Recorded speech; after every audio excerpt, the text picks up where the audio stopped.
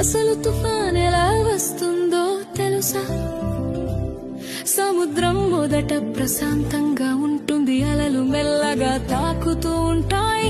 కానీ సూర్యుడు బాగా వేడెక్కితే సముద్రపు నీరు కూడా వేడిగా మారుతుంది. ఆ వేడి నీటి మీద ఉన్న గాలి కూడా వేడి అవుతుంది, పైకి ఎగురుతుంది. గాలి పైకి ఎగినప్పుడు కింద ఖాళీ అవుతుంది. అప్పుడు చుట్టుపక్కల చల్లని గాలి ఖాళీ నింపడానికి వస్తుంది. ఇలా గాలి ఎగరడం దిగడం మొదలవుతుంది. అలా తిరుగుతూ తిరుగుతూ ఒక పెద్ద చక్రంలా మారుతుంది.